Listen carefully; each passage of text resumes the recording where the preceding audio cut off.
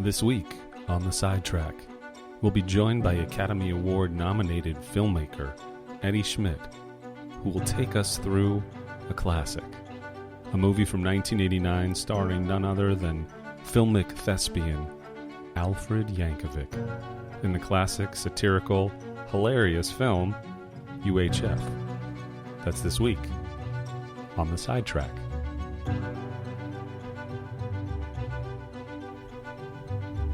There's the old adage that no drama can exist without comedy, and no comedy is devoid of drama.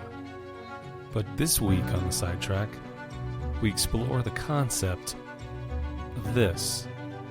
Can a documentary producer slash filmmaker find humor in the absurd? If you're a fan of documentaries and the burgeoning popularity of documentaries over the last 10 years, then that answer is a resounding yes. Which is why it's so great to have Eddie Schmidt, documentarian, satirist, novelist, and much more, here with us this week on The Sidetrack, discussing the epitome of absurdity, UHF. But a brief, boring, pandering program note. If you're a fan of the show, we ask you to please subscribe, share the word, bring your circle into ours. That's all we can ask. And now, some words with our good friend, Eddie Schmidt, here on The Sidetrack. So I'd like to welcome Edward R. Schmidt to the podcast. I've just thrown the R in there. I don't think that's true. No, it is true. It's actually true. What does the R stand for? Rothschild. No, it stands for Robert. Well, I have to say, I mean, I'm no James Lipton, but when I'd like to go back first, as we let people know, just, you know, you are clearly an overnight sensation, an overnight success in this industry. If you can close your eyes and go back to Staten Island, New York, when you were born, what were you thinking the moment the light hit your face? Do you remember? Oh, I need a sandwich. No, I don't know that I had much. My earliest memories, actually, there's only a few that really go back to like very toddlery type years. Probably a handful. I think they say it's 3. It starts at 3. Yeah. Anyways, so maybe I could help you out there. I don't want to give too much away, but first let me say this. You can't even do a bio on one page. I mean, the amount of films that you've produced, that you've been nominated for, I'm just going to call it a few because it's so impressive. I mean, Academy Award nominated filmmaker for Twist of Faith. Am I right on that? Yeah. My researchers have done their job correctly. Nominated for multiple Emmys. Some of the films that I think people, if they're not aware of, they should see, films like Twist of Faith, films like This Film Is Not Yet Rated. One that I actually, I'll admit I never saw, but the subject matter makes me want to watch it immediately, is the documentary called Candyman about the rise, fall, and rebirth of the creator of the Jelly Belly jelly beans. That's amazing. Yeah, it's a fun one. You know, when I was a kid, I just have to say this, I lived in the Bay Area, and I went to the Jelly Belly factory, and it was like on a camp trip or something, and it was the most amazing experience of my life because you walk through the factory, and on like pallets everywhere are all of the Jelly Belly confections they've created, and you're just able to eat this stuff like crazy. It was amazing. Wow. Now, of course, you couldn't take the tour, and you certainly couldn't touch or put anything in your mouth. No, we live in a crazy time. Different world. But let me say, in addition to Candyman, you know, Beauty is Embarrassing. You produced that Neil Berkeley directed. Troubadours. You produced Morgan Neville, Oscar-winning filmmaker Morgan Neville directed. Gilbert, that you EP'd with Neil Berkeley about Gilbert Gottfried, which was such an amazing film because it was the first time I think I'd ever seen him be so human. I mean, he when you see him, it's about the jokes at the end of the day, but to actually watch his life unfold, and I'll never forget, because I think I got to see an early cut that you guys showed us at one point back in the day when I was at the Orchard. Just fascinated with how many suitcases filled with travel soaps Gilbert has in his apartment. It's crazy. Yeah, I mean, I think it's moments like that that really work because they're so genuine. He's a hoarder. He takes the free stuff in hotels, and it's sort of wonderfully endearing and very funny, and kind of encapsulates who the real Gilbert is. Yeah, it's great. He that film showed that you can be both the guy that wants to tell the most insane and irreverent jokes and be a really kind, sweet, unassuming person. Like it is possible to be both. Yeah, it was so well done. And so in addition to that, producing series such as Netflix's Chelsea Handler show, Chelsea Does. I remember from back in the day, Eddie and I, we both know each other from early days back at New Line Cinema, which is a whole nother story. But you're also the author of a book called The Finger, a comprehensive guide to flipping off. Just curious, because I don't even recall from back in the day, how did come to be, that book? Well, at the time, I was doing sketch comedy, and we were kind of looking for ways to sort of, break through.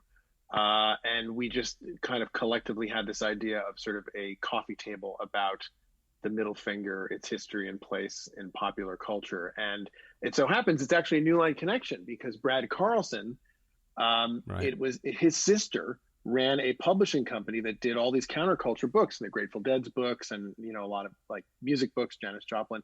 And I just had a hunch that it would be the kind of rebellious, spirited thing that she and her collaborators would go for, and they did. And so we actually got an advance, not a huge one, but we actually got some money to write the book and at a photo budget, and spent a year, give or take, of our lives putting this together. And for a short time it was the Urban Outfitters type book.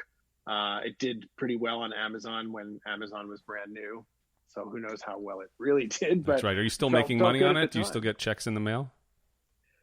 Well, the publisher went bankrupt, and so actually the rights reverted to us. So I have a lot of copies in my garage. I think I saw that.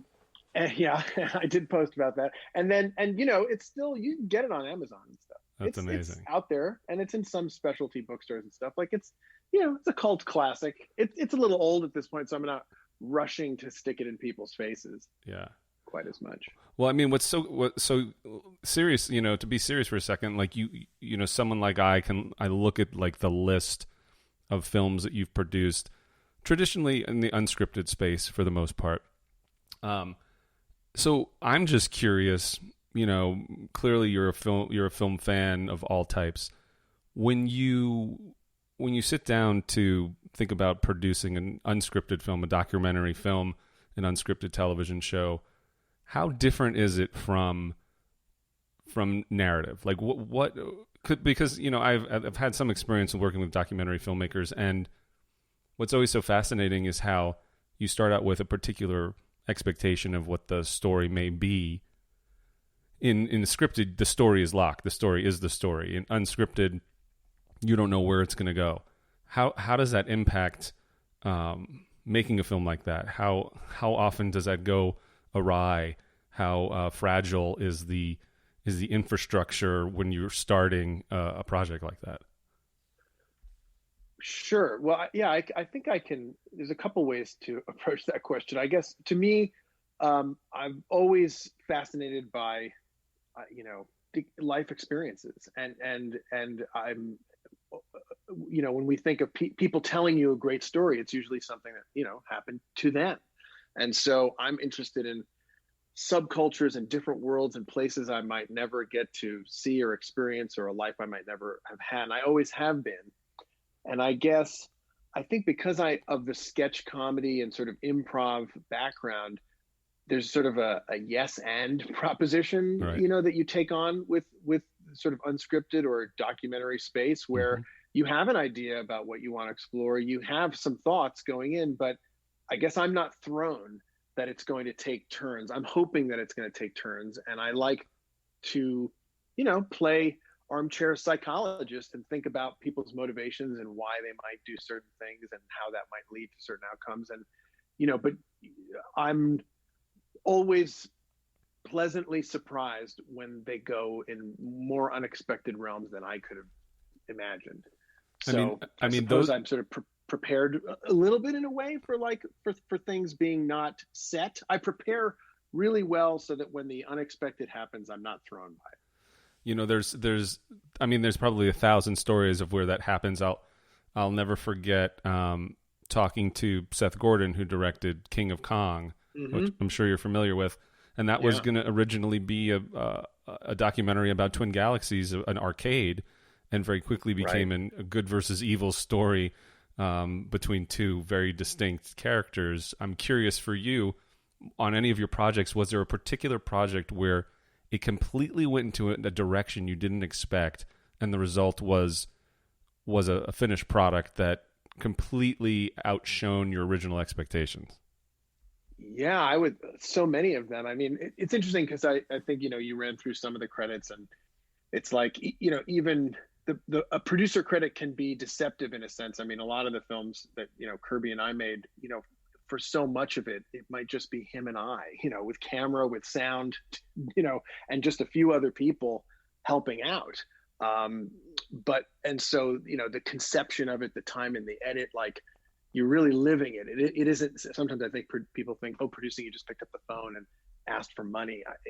In documentary, it's very much not that. So again, there's sort of an improv type of proposition of just seeing the story through. And I guess, yeah, I mean, in Twist of Faith, we wanted, to tell the story of the personal toll of being, a survivor of sexual abuse, within Catholic Church. And so there were so many compelling stories, and it just so happened that, the one that we followed was somebody who, I guess, was prepared to go the distance to really allow us to spend time with them and then bring other stories into it. But there was I spent, months talking, to people who had very tragic stories.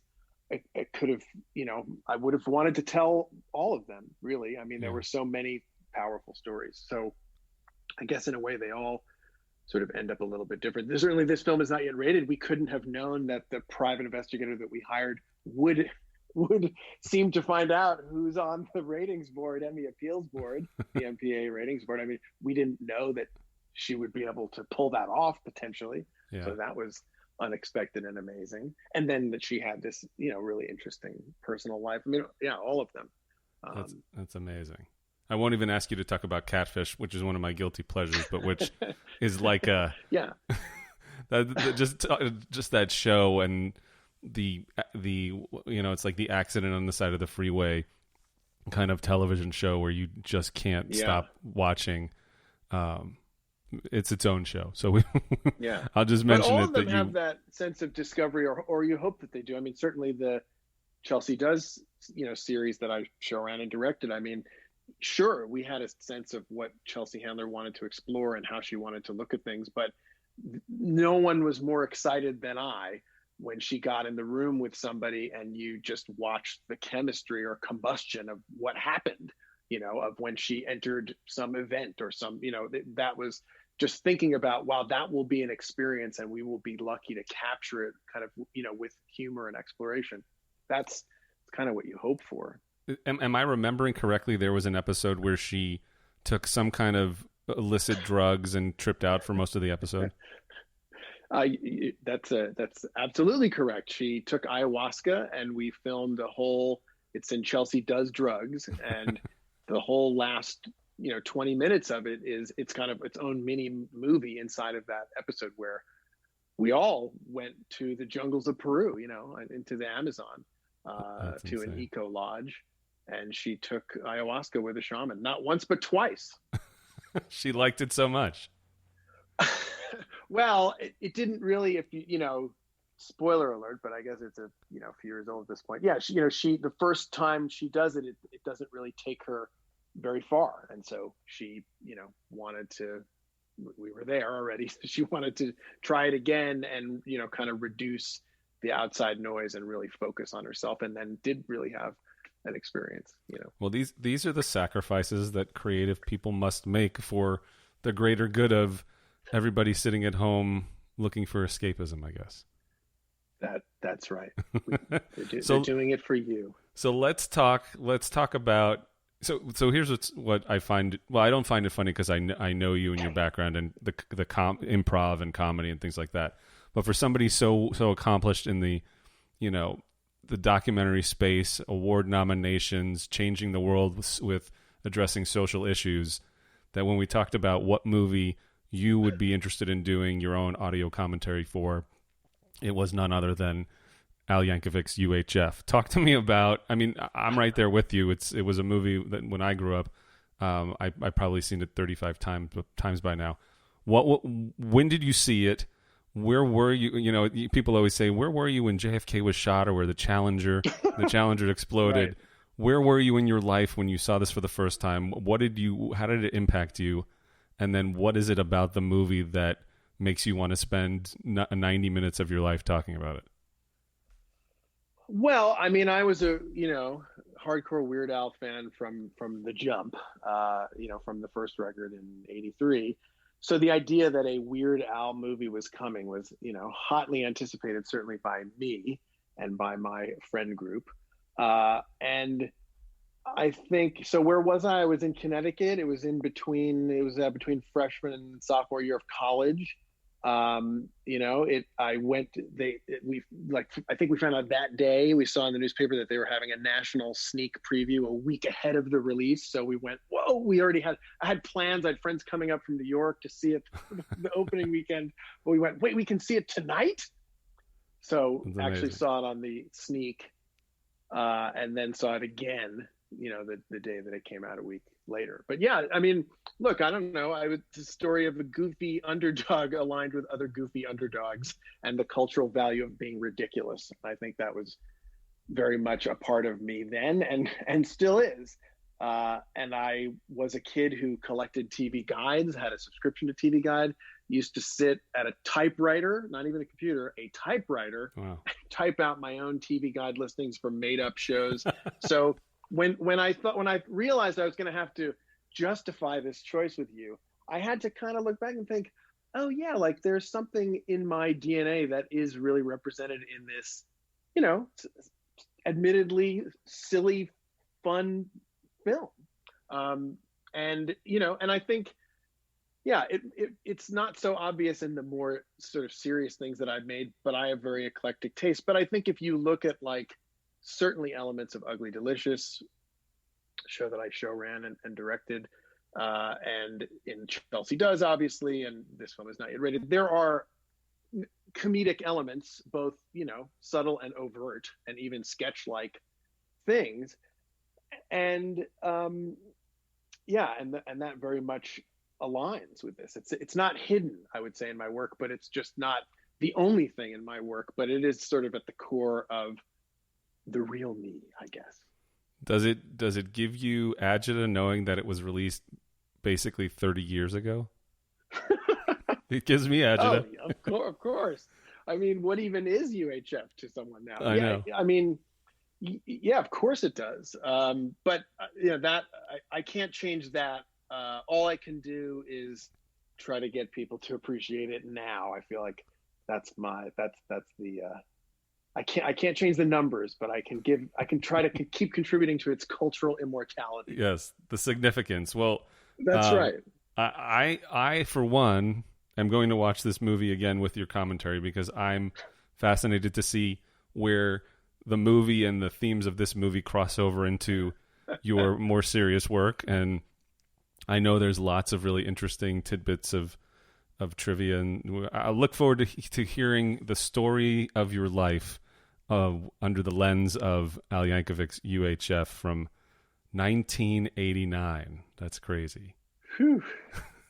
So why don't we do it? So folks Cue that movie up. It's available on all digital platforms. Buy it or rent it. I don't think you can stream it just yet, but it's a very low price for the experience, the entertaining experience you're about to have. And after Eddie's commentary, I'll give you some information on where you can stream all of his great documentaries, shows, and we'll go from there. So, Eddie, thanks for doing this. We're looking forward to listening to it right now. Thank you. I'm ready to transport us all.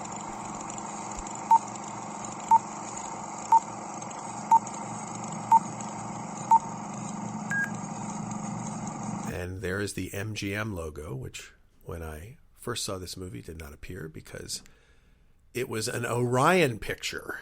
This logo, I remember. Orion was acquired by MGM later.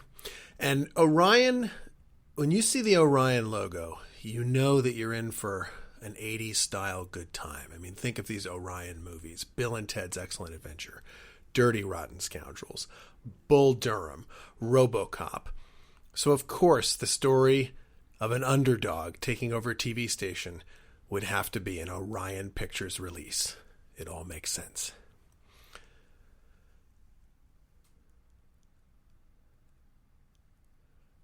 His name is above the title. That's a very important Hollywood distinction. It's Weird Al Yankovic, UHF, or UHF. What is UHF? No one even really knows anymore. You could look it up, but when I was a kid, all the big broadcast channels, ABC, NBC, etc., were on VHF, the regular channels, and UHF was local programming and strange stuff. And there was a channel called U68 out of New Jersey that was sort of the low-budget MTV that I really enjoyed. Now, this incredible cast assembled for this film, we'll go into more later. Here's the first big gag coming up. I know the score. I could probably hum it along. Dun dun dun dun dun dun dun dun dun dun. That's how much I know this movie. There he is, looking tough. Our hero, his name above the title, Weird Al Yankovic. And so, of course, this is a whole parody homage of the Indiana Jones Raiders opening sequence and filled with sight gags. I loved the mock intensity of this when I saw it for the first time on July 14th, 1989, for the national sneak preview ahead of its July 21st, 1989 official opening. And it was thrilling. I was a huge Weird Al fan, and so a Weird Al movie I'd been waiting for years. Now, I love the acting here. Incredible intensity. Look! And so, in Raiders, it's Alfred Molina. So this guy is doing his best discount Molina, and Al is appropriately stoic here, but it's very over the top, and that faux drama, I think, adds to the humor, of course. Another terrific sight gag coming up. I've seen it dozens and dozens of times. It always makes me laugh. Here it comes. Oh no, look out. A train. Love it. And great reaction shot from Al.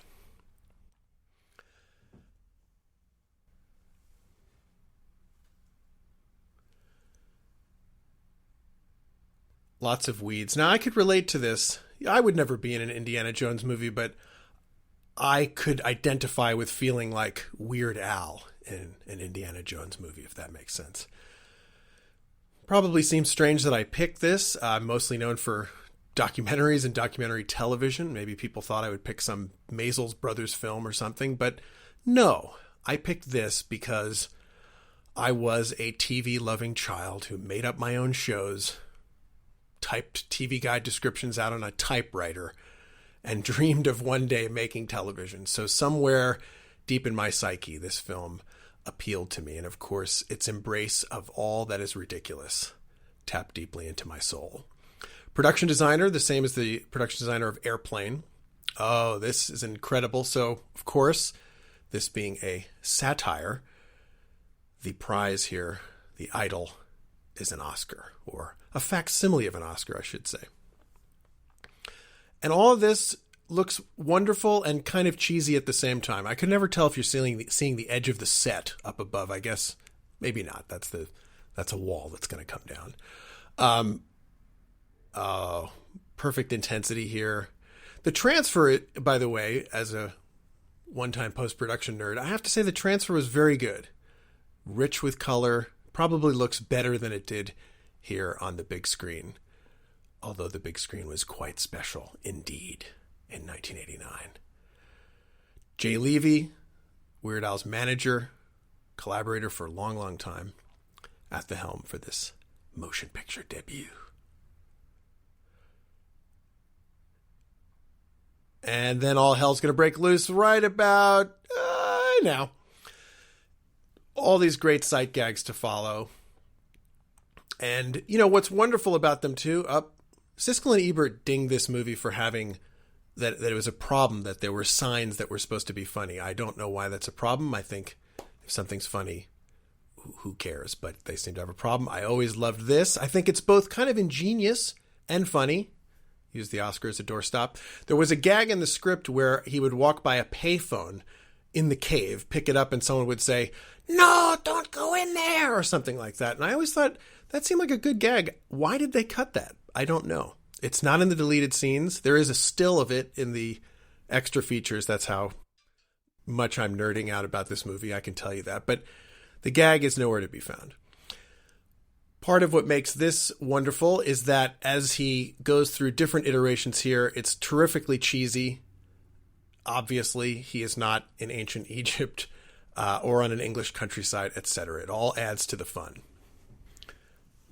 And pretty soon, it's all going to be revealed as a dream. It's all just a dream. What other movie has the hero smashed by a boulder within the first 6 minutes and then dissolves to a piece of hamburger? Cinematic genius right there. And now we get Al, or George Newman, as his character in the film. Weird Al, I think, is tremendously underrated as a comic actor and has only gotten better and better and better through the years. He is really wonderful wherever you see him pop up. Children's Hospital, on Work in Progress on Showtime. Just does excellent work. And I think that he's doing great work here.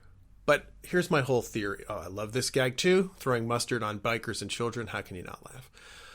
But here's my whole theory about comedy and the trouble that this film faced at the box office, and particularly with critics, which is whenever you have a comedian, they burst on the scene and they have a comic persona. So Weird Al came up through MTV, which at the time was, you know, sort of an outsider type of thing, was not the established showbiz way for a comic to come up. Stand-up or SNL, those would have been accepted. And so I think a lot of the mainstream critics at the time just refused to accept that Al is playing the comic persona of Al, stretched out to feature length. At the time, his acting was accused of alternately screaming and staring confusedly into space.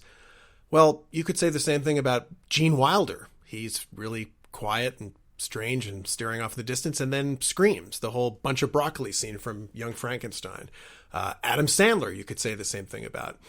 And, you know, Gene Wilder was beloved, but he came through an accepted comedic channel, Mel Brooks. Adam Sandler faced some of the same criticism. People just didn't get his persona. Even within SNL at the time, it seemed like he was, you know, anathema to sort of whatever the accepted SNL comic personas were. So I feel like critics, when judging comedies, and Jim Carrey faced this too with the first Ace Ventura, terrible reviews, they just don't get it. And it makes it very hard for comedy stars to break out. There's my soliloquy. Now, this is brilliant. The Twinkie Wiener Sandwich. I've never had one. My son recently asked me if for my birthday I'd like to try one. And frankly, I wouldn't. It seems really disgusting. But in the movie, in the context of the movie, love it. And that it's cued to the UHF theme, Weird Al's own song, brilliant. Love this whole scene. It's all great. Everything here is great. Wonderfully stupid and terrific. The score for UHF, I also love, and I wish that soundtrack label, I'm going to say the name wrong, Vari Sarabande or whatever it's called, would release John Dupre's UHF score. But it hasn't happened. But it's cool because there are snippets of Al songs as well as a full-blown score. There's a lot of music in the movie. And I think it's interesting, the choices that Al made where he thought, I'm not going to go for traditional score. I'm going to have my song for the Twinkie Wiener bit. I'm going to have my song for later when Stanley comes out in the car for the big fire hose gag. And these, there's a lot of thought going behind what will work here. Victoria Jackson from Saturday Night Live at the time. I don't know that there's much I want to say about her path in politics. Certainly not mine. But they're fun together here. Again, Al is screaming and smashing his head, but it's just damned funny. And screw you if you didn't get it at the time or now. Look at this. He's like a living cartoon. The mashed potatoes, building to another big gag and movie reference here, coming up in a second to the ridiculous Close Encounters mashed potato.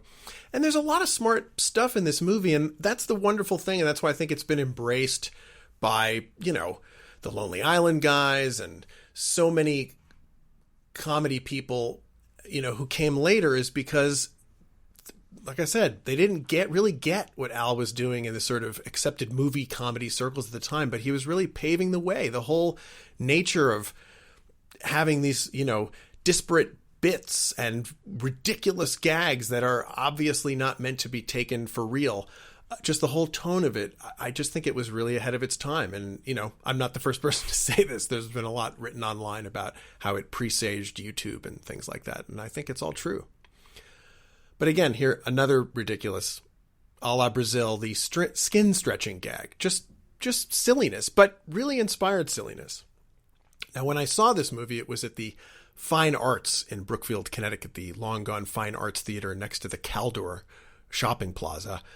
And I remember my friend Tom at the time said, Fine Arts and UHF, two things that don't really go together. But I think they do. And I'm glad that the Fine Arts was showing this fine film. This is interesting. This actor, it's never revealed who it is that's playing the unseen mobster character, who's later revealed to have a cleaver for a hand. I love all this with the dog, by the way. Wonderful stuff. But it's not in the credits, and I actually had written to, Weird Al fanzine at one point. I was a contributor for it, and there was an Ask Al section, and I said, who does the voice of Big Louie? And his answer was, it doesn't say in the credits, which, it's a fair question to ask, but no, Al, it doesn't say in the credits. And it sounds like somebody's voice that's sort of been flanged down. I think it's probably one of the announcer type guys that's listed in with all the announcer type for the fake commercials and stuff. It's probably one of those people, but they're just not credited as Big Louie or Mr. Big Louie, as Al refers to him later in the film. So, as I said before, maybe seemed like a strange choice for me to pick, but I think if you know me, not so much. I as I said before, was a TV-obsessed child and, really did love sketch comedy and parody and Weird Al. I had a band called Bull Schmidt in my teenage years, and I tried to get played on Dr. Demento with no luck at all, but we did get played on local radio in Connecticut.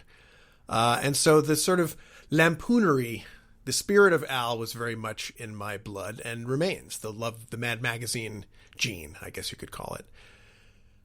Now, here on the soundtrack is something interesting, and it's never been released. Again, if the score had been released, maybe it would have, but it's actually Al and his band singing. It's composed by John Dupree, but they're singing this doo-doo, wee-oo, and it's this kind of fake doo-wop song with no real words, and I thought, this is really cool. It shows what a great musician Al is and a great singer. Why wouldn't this come out on any kind of rare compilation? But it never has. And they use it a couple times in the score, and it works really well. When the movie came out, they promoted it, not in my theater where I saw it, but in other theaters. They gave out like UHF 3D style glasses, but the movie was not in 3D, and it still isn't. And so I guess I heard reports of people at other theaters who wore those glasses for the entire duration of the movie, which probably just gave them terrible headaches.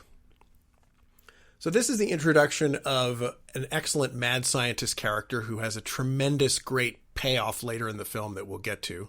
Just the whole character just builds to one amazing gag, and it's so worth it. But it's played by Anthony Geary, who is the soap opera heartthrob of the 80s from General Hospital. This was obviously a departure for him, and he's very, very good at it. I kind of wish that he'd been able to do more like this. Couple of fun things. There were some great other things. I have the script, or a draft of the script to this film. I don't know if I'm supposed to, but I bought it at some Hollywood memorabilia shop.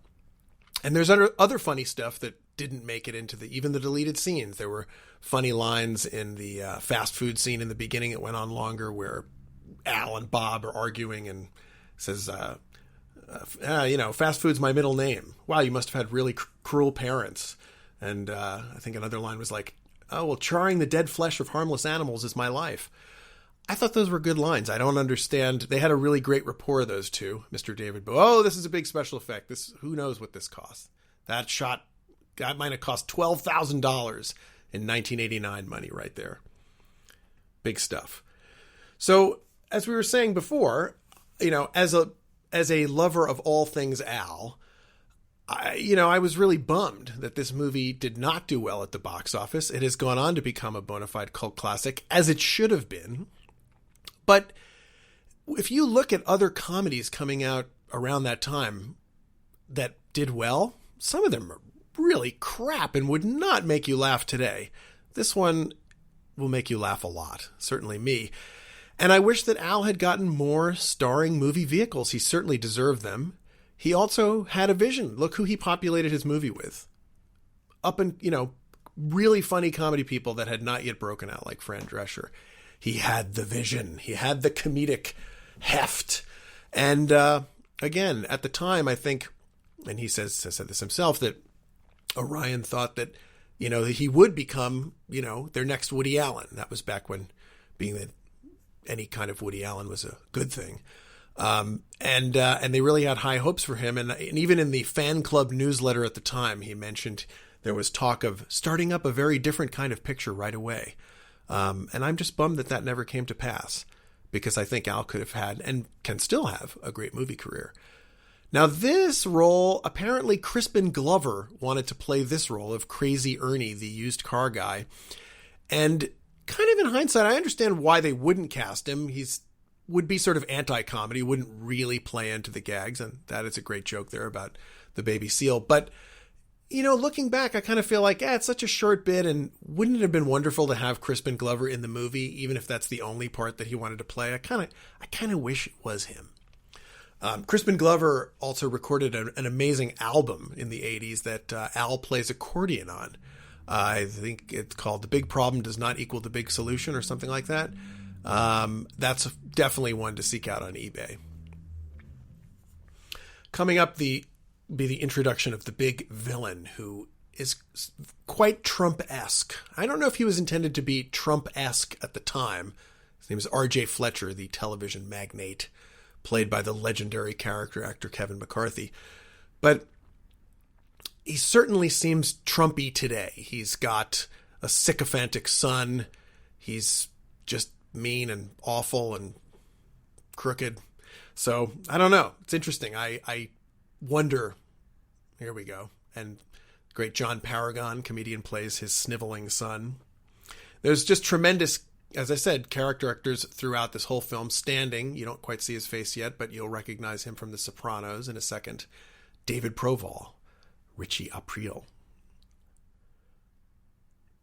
So now, when this movie came out, it didn't do well. It came out the same summer as Batman, Do the Right Thing, Lethal Weapon 2, Indiana Jones 3.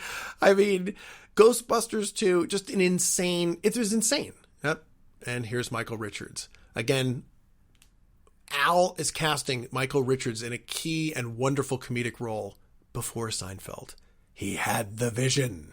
And it's interesting because if you look at early Seinfeld, before Michael Richards sort of found the Kramer character, he's still kind of doing a little Stanley Spadowski in the early Seinfeld before it kind of comes into its own, the character. don't really want to talk about some of the troubles that Michael Richards has had either. I really just want to enjoy his performance here because it is tremendous. So as Paul referenced earlier, we worked at New Line together. I worked in post-production in the 90s, and that was when the Northridge quake, the earthquake hit, and they had us all go out to their warehouse where they kept all the film elements because they'd all fallen off shelves on the floor. And while I was sorting them, I found the trailer to UHF, but I didn't steal it. One of, I think Al has said this, and I saw this today when I was thinking about doing the commentary. He said that his humor at the time was sort of about glorifying the mundane. And I think that's actually pretty apt. There he is. There's Richie Aprile. That there's this wonderful kind of satirizing and celebration of the sort of dumbness of Americana that pervades his work, whether it's the songs Biggest Ball of Twine in Minnesota or the movie, obviously. It's just filled with kind of exalting the ridiculous and the silly. And our villain here is a corporate tool. And just a mean guy. Another great gag here. Wouldn't happen today because people don't really use the phones that much. You don't hear phones ringing in offices. But as soon as he says the guy's name, everything stops, including the phone. Great moment. And this is where I don't understand. Siskel and Ebert really had their heads up each of their asses, or collectively had their head up their, you know what I'm trying to say. They really just eviscerated this, and it's really unfair. There are a lot of really novel and original gags in this film that could have just been easy spoofs. Even the movie references are smart. Close Encounters, as we said, and Brazil. I mean, there's a real intelligence to playing goofy and dumb, and I'm just surprised that the two major critics at the time just didn't get it at all. They claimed that they went to a screening of the film and that there were no laughs. I remember watching that when the movie came out and thinking, no laughs. This seemed devastating to me. I didn't make this movie. I'm just a fan. But oh my God, my heart hurt. And I just think they're so wrong that you can't possibly see this movie alone or in a crowd and register no laughs. It's impossible.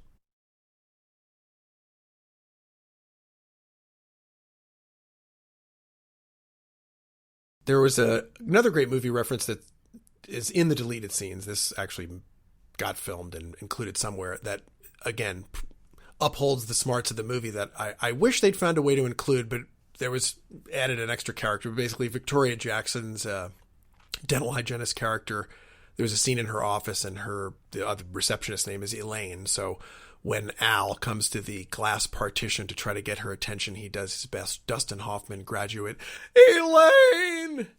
And it's damn funny and smart. I don't know, maybe 12-year-olds who the movie tested for at 1989 didn't get the reference, but I kind of wish they'd left it in. And maybe if they had, Siskel and Ebert would have given it 4 stars each, 8 stars. Probably not. They were just dicks. And, Al's talked a lot about over the years how he wishes he had made the plot less conventional, and, that he really thought hard after it didn't, light the world on fire about what he could have changed. And it's interesting when you watch it now because a lot of the great stuff that you remember from the movie comes, later. And I could see how for people who weren't predisposed to his comedy that maybe that would have started slowly for them. But when I watch it again myself as a fan, what I'm reminded of is that there are all these wonderful gags that have nothing to do with the spoofs that I most remember that come up early in the film, just past the Rubik's Cube blind man gag. Again, another wonderful character actor, Billy Barty. So I've actually come to appreciate these sort of the quote unquote straight elements of the film even more over the years, the sort of the over the top stuff, just the shtick between, like we said, Al and Bob. And there's just so much to love in this movie. It is an endearing movie, in addition to all the parodies that really stand out that you remember the first time you watch it. And then there's all these oddball character performances. I love that he's super highly intelligent, but is waving at the television screen. Maybe he knows something we don't. Billy Barty, of course, is a famous little person actor. And This is a true story. When I was working in Burbank, I guess he must have had his foundation or business set up there, and they must have had some rooms for rent. But I did drive by, and it said Billy Barty Foundation, small office space available. I'm not making that up, but I did think that seemed like some kind of Jay Leno-esque thing that you would have seen rolled in on The Tonight Show. Goofy gag. Once the parodies really start to roll, and motivated by the plot, they really are coming fast and furious. There's kid shows, there's commercials, there's movie parodies. Another criticism leveled at the film at the time that those parodies don't fit into the established reality of running a UHF station, and they seem to come from another planet. And again, to them I say, what the fuck is your problem? It's a comedy, and it's obviously meant as a clothesline to hang a bunch of spoofs on from a spoofing celebrity. It just makes zero sense why people had disjointed was a word that was thrown at this movie, even from critics who seemed to like it. And I guess maybe at the time it did feel disjointed, but our attention spans have only gotten faster and more disjointed. And maybe that's why the film, again, seems so ahead of its time, with these bits flying in that are very Simpsons-esque or Family Guy or Pop Star, the wonderful Lonely Island movie. Comedy was going forward, and those people just didn't get it. Speaking of comedy going forward, the great Emo Phillips here, tremendous. Seeing him and Al together is wonderful. I wish they'd done a whole buddy comedy movie or several together. It's just Emo's in the movie for 2 minutes, and it's incredibly funny. And kudos to Al, because I guess the MPAA, and I have my own history with the MPAA from This Film Is Not Yet Rated, but I guess they leveled the PG-13 partially for this scene where Emo, spoiler alert, cuts his thumb off and blood, here we go, spurts everywhere, as well as the later scene with poodles being thrown out a window. And Al, who, was sort of a family-friendly comic, said, I'm not going to quote him because he didn't say it to me, but he wanted to keep these scenes in because they were the funniest to him, and to us, some of the funniest scenes in the movie. And, he probably had a lot of pressure to go to a PG and get younger kids into the movie and make more money, and he didn't do it. So, again, Al had a vision, damn it, and it included a lot of fake blood. Now it's interesting too, again, just pace-wise, the movie is cooking with gas at this point. We're 20 minutes in, and bang, ba-ding, bang, boom, here come the parodies. Holy moly, Spatula City. Love the look. Oh, that's a priceless. I could watch that look, probably rewind it 10 times and laugh every time. Amazing commercial. We've all seen these late-night commercials. Certainly they did when I was a kid. And I think Al said that this was based on drives along Route 9 in New Jersey. And again, I was originally from Staten Island and moved to Connecticut. I certainly spent time looking at billboards just like that. So this was wonderful. And again, inspired. The stampede of people running towards the store. Every little detail is here. And that's, again, you have to reckon with that and appreciate that. It's not slapdash. There are so many crappy people who've tried to do parody and just, they don't get it. They don't get that you have to have that level of detail and attention and care to each joke. And it's inspired. That's the difference. Truly inspired.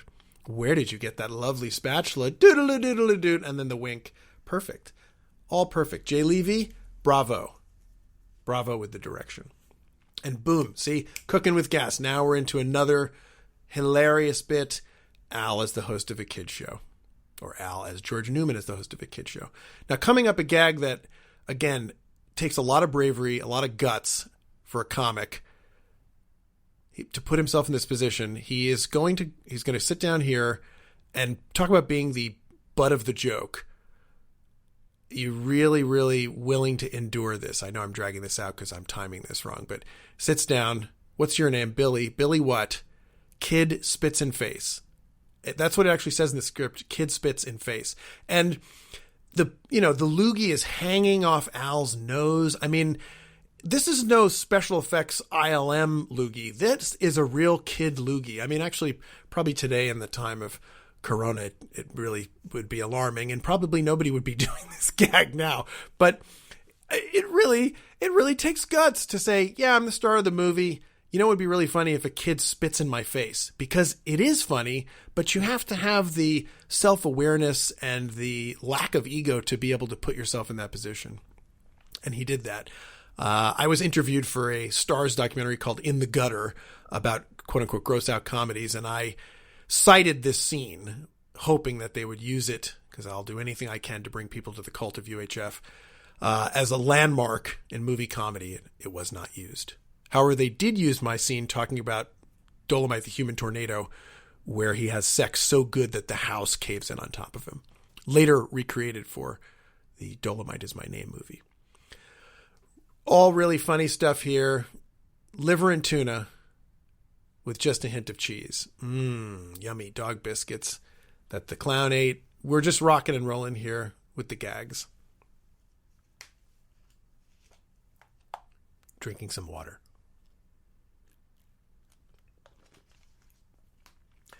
Here's where we learn she's a dental hygienist. I think there was a line in the script, something about the Philo, the mad scientist engineer guy, guesses that she was a dental hygienist, and she says, how did you know? And he says, you had the eyes of a dental hygienist, which is just not really that funny, but just kind of weird. I love all the oddness that this movie encapsulates, even the stuff that didn't get shot. Good NRA joke right here.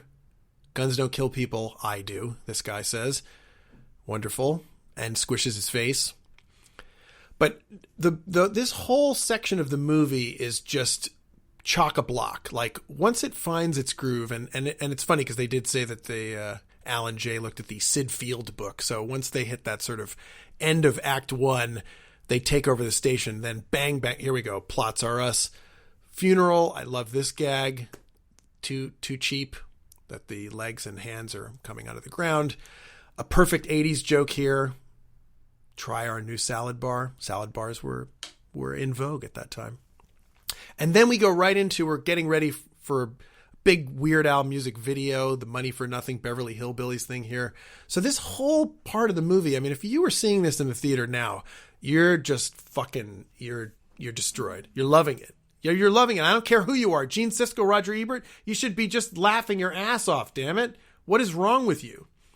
So I kind of wish, maybe Al wishes this too, that in hindsight, if he had found another place to put in more music or more parody, and I understand why he didn't, and maybe that was one of the things he thought, would have made the movie more successful at the time, and it would have been fun to have yet another Al parody, but he does have a terrific music video that accompanied this film where he's parodying, it's the original song, UHF, but he's parodying the videos of everybody from George Michael to Billy Idol to Prince, everybody who was in vogue at the time. And it's tremendously cool. Probably, they probably should have had it go split screen for the end credits. Probably should have done it, Orion Pictures. You might have gotten a little more money at the box office. I don't know.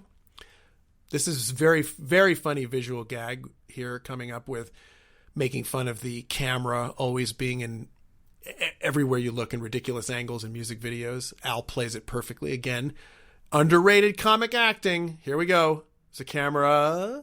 Oh, I'm off.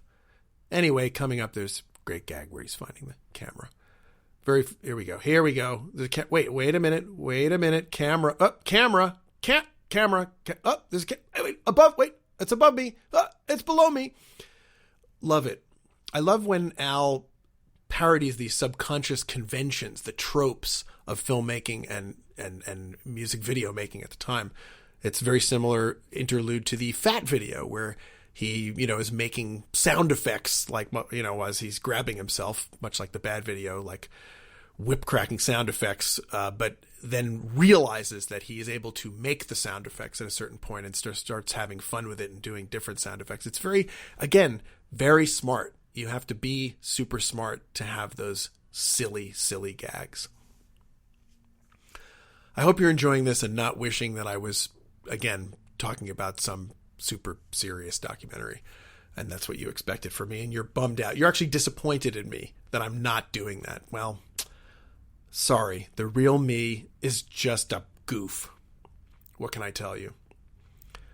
All of this was probably done on like a Commodore 64 or something. It's incredible that they were able to do this. And again, I have post-production background, so I can only imagine in 1988 and 89 when this movie was being put together how painstaking it would have been to render this frame by frame and then actually have a film out, because of course this was still film at the time, and then it had to get transferred back to video. So it's just the whole, it'll make your head explode thinking about it. Great bits here. Again, really classic comedy. The interactions between, Al as George Newman and Stanley, Al and Bobo, like very much in line with, the great comedies throughout time. And it just took a while for people to realize that. By the way, I would like to recommend the theme song, which I really love.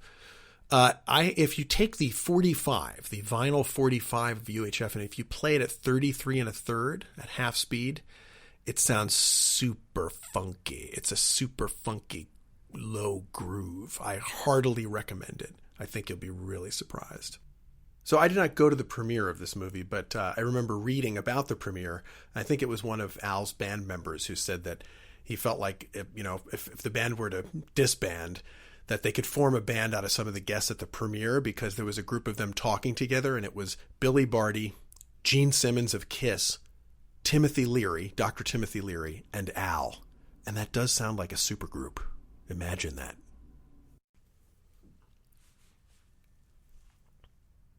Don't touch that dial. Sorry, I had to. The UHF trailer, I'm not breaking news here, it was on this great podcast about Al recently, was done by Phil Hendry, the radio legend, and they had worked together at Westwood One when Al worked in the mailroom, and Phil Hendry was an engineer and a producer, and so they got Phil Hendry to do the voice of the trailer. I probably have the trailer memorized too. I think that a man of action, a man of vision, a man so desperate, he'll put anyone on the air. He'll put anyone on the air. Yeah, it stopped me now. But I've done some trailer work myself in a world. And what I wouldn't have given at the time, I was only 19 and I was not yet in Hollywood, but if I could have done the trailer voiceover for UHF, I would have been out of my mind. But Phil Hendry, excellent job. And here's some good acting from Al. Once again, oh, at least I still have Terry. Oh, no, I don't. Whew.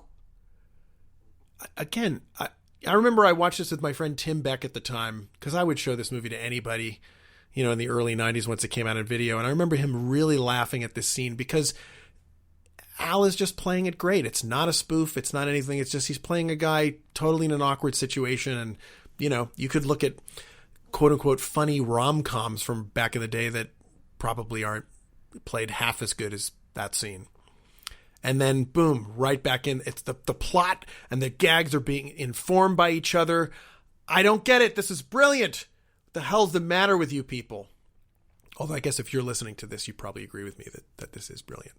This whole section is great. And again, in the presaging of YouTube, this is like a whole viral ready bit.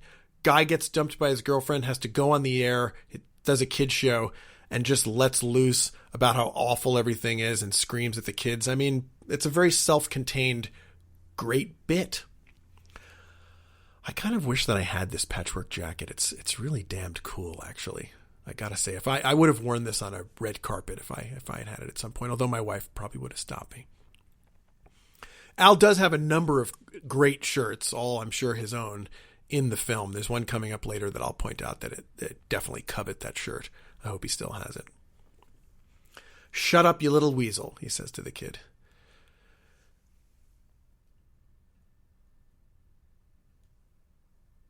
And the plot is about to turn, giving the movie focus over to Stanley as the breakout star, the janitor turned TV star. And again, an interesting insight into Al in terms of ego and stardom.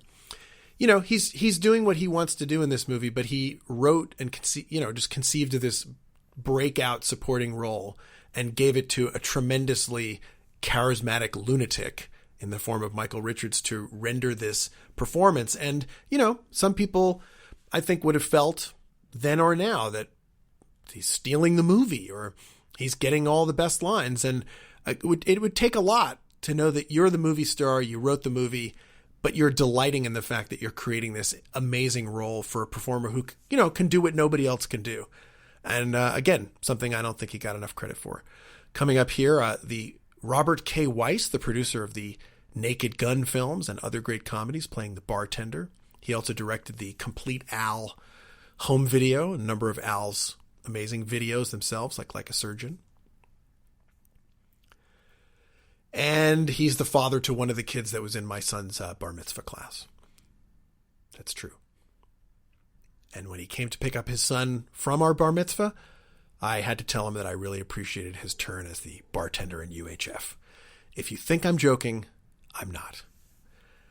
Al orders a blueberry daiquiri here, which, quite frankly, why is that not a more popular drink? It sounds delicious. I don't know that I've had one, but it just sounds yummy.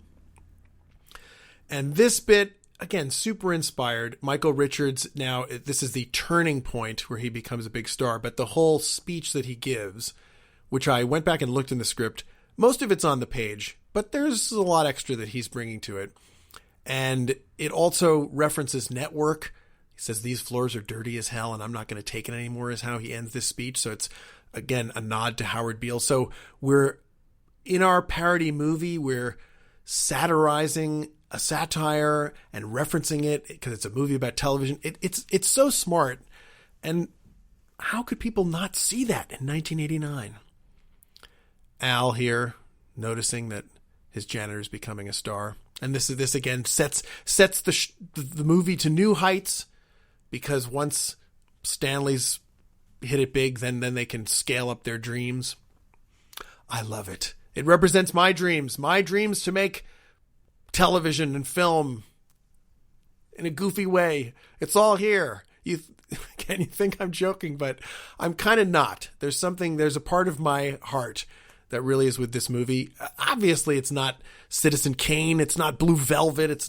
These are movies that are wonderful, that are obviously cinematic achievements. And, Goodfellas, Chinatown. Come on, these are amazing films. But this film just is winning. It makes you laugh. It's really fun. I'm going to paraphrase, but I think as the Boston critic at the time said, its energy and cheesiness are refreshing after a season of bloated summer blockbusters. And ain't that the truth? And it's still the truth. This movie's energy and cheesiness are refreshing 30 years later, whenever you watch it, 20 years from now, 50 years from when it came out. You get my point.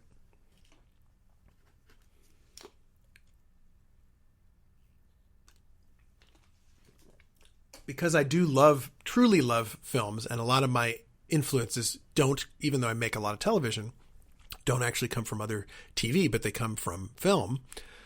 I did think a lot about what I could talk about. I really love John Waters. I really love Spinal Tap. I could have easily talked about Serial Mom or Hairspray, or I could have talked about Freaked, Alex Winter's hilarious film. Tapeheads, another movie that Al has a cameo in. I love all those movies, but UHF, as I said, I think because of my sort of spiritual connection to all that is Al, I just felt like I wanted to talk about it, and there was a lot that I could say. And I guess if you're listening to this, you're like probably thinking, why doesn't he just shut up and let me watch the damn movie? He's really talking through the whole damn thing. So here we go. As I said, once they get control of the station, it's just bam, ba-lam, bam, boom, parody central. He's just a parody animal. How come they didn't use that in the trailer? George Newman is a parody animal. Well, they didn't, but here we go into another classic bit. Again, now, you could have gone for the easy here. Oh, Wheel of what? Fortune. We're parodying Wheel of Fortune. It's Misfortune. Wheel of Torture. Wheel of Fish. It's a very Monty Python-esque, ridiculous, non sequitur, just bit of inspired goofiness. Sometimes Al's been dinged for going for jokes that people thought were somehow obvious, but I don't think that's true. I think he's going for something when he hits it, it's something that is his own perspective and he owns the weirdness, put it that way. Now, this is great. It must have smelled tremendous on that set. Those are real fish. I'm sure after 8 hours of filming, everybody wanted to vomit. But I once worked with the guy who built the Wheel of Fish. That's right. When I was doing my first short film here, we were interviewing people to be the production manager, and a guy named Dave Footman had been a grip on UHF. And that's how nerdy I am. I remembered seeing his name in the credits, and I said, "Didn't you work on UHF?" And his face lit up, and he said proudly, "I built the Wheel of Fish." And I said, "You're hired. We're not paying. It's a short film for free, but I want to work with you." You took the box.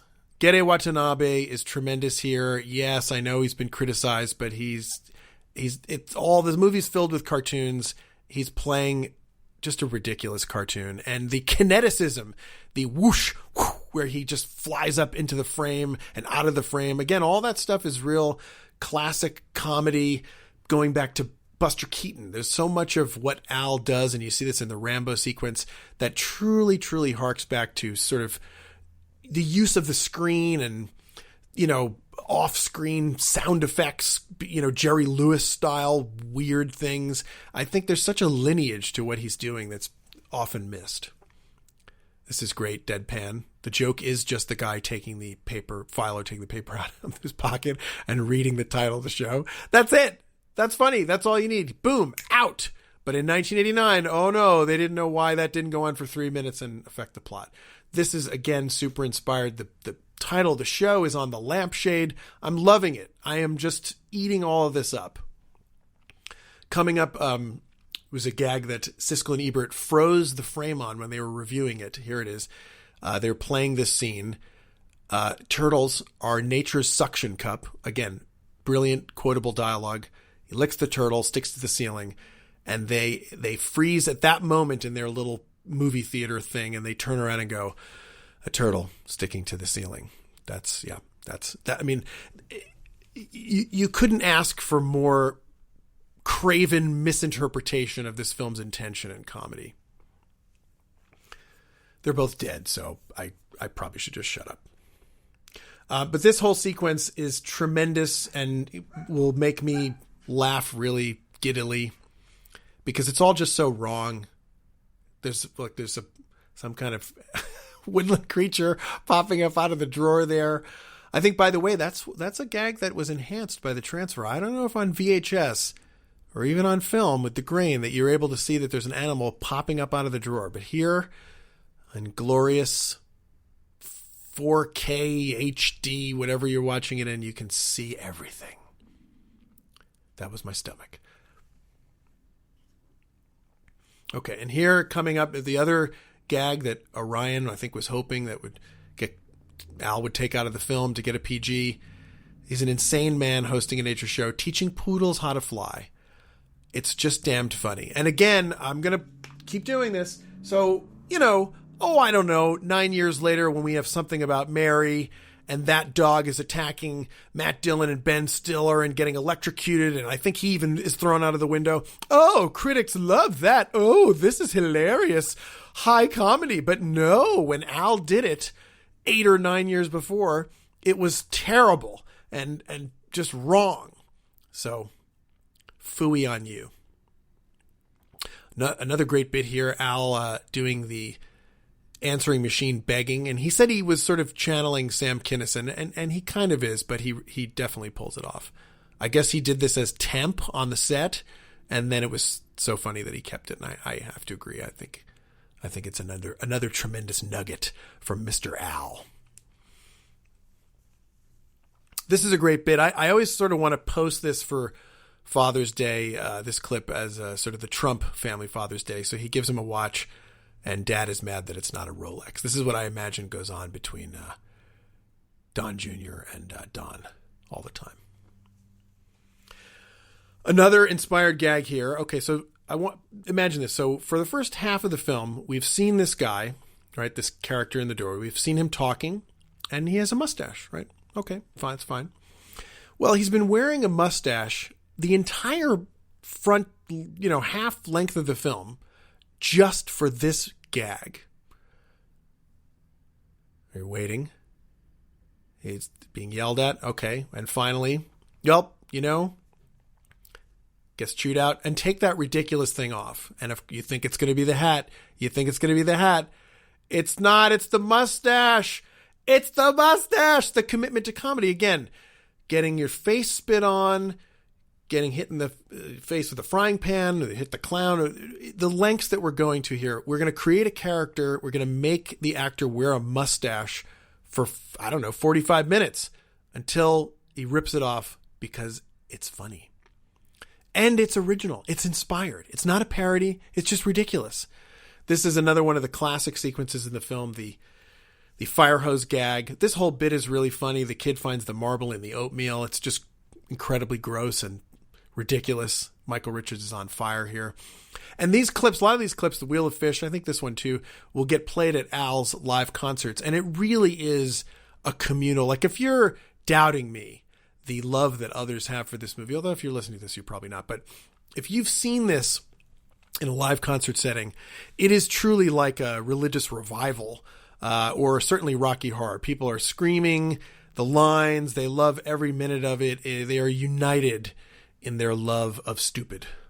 Here we come. I could watch that kid getting blown off that sawhorse hundreds of times. I would still be laughing at it. I still will be. Probably on my deathbed, I will be laughing at it. I actually bumped my head on a cabinet door before I recorded this commentary. So if I have an aneurysm, know that I would have been laughing at the last time I saw this. This is one of the just so you know that I'm not like complete fawning fanboy. I would have cut that gag. We don't need no stinking badgers. Yes, I know it's reference to, I think, Treasures Sierra Madre or whatever. And it's smart for that, sure. But it's been referenced before. That I think we could have lost that one. I'm gonna say that could have gone.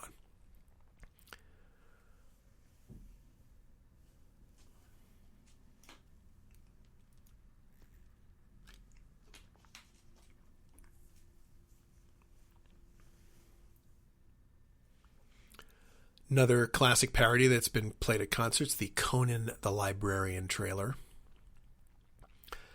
All of these bits, I mean, just rattling them off, there are dozens and dozens of great standalone bits here. It really is so viral ready before viral meant viral. And now I guess with COVID, viral means viral again, not in a good way. But just tremendous bits in this film. I love this coming up here. Watch this. Boom. Kid's cut in half. Al, ever on top of things, when the cake memes of everybody cutting things into cake was going around, he posted that and said, cake! So that's the amazing thing about Al. He's stayed in touch with the times. He's always able to be spoofing and satirizing, even in his Twitter feed, the latest, the newest. He's a very smart guy, and he's really kept up with things, and I think that's why he has stayed beloved and stayed relevant. I think a bunch of this is just genius ad lib here from Mr. Richards going crazy. I remember seeing this, now when I used to go to this movie memorabilia store, Jerry Ollinger's movie memorabilia, I think it was called, or something like that, Movie Time. It was in Midtown Manhattan. And I'm probably the only guy that would go in there in 1990 looking for stills of UHF for my collection. And I remember in the movie theater just seeing this go by so fast and trying to see all the gags on the board, his lineup. And there are good ones, the Flying Pope, the Lice is Right. There's a bunch you have to look at them real quick. And of course, with video, you can do that. VHS is probably murky now. In great digital, we see all of them. But at the time, it was fleeting. In 1989, I'd seen that movie in the theater. And of course, it was out of the theaters after a few weeks, even though I saw it every week for the 3 or so weeks it was in the theater. But so I really wanted, when I went to Jerry O's, I wanted to get a still that had that board. And I found one.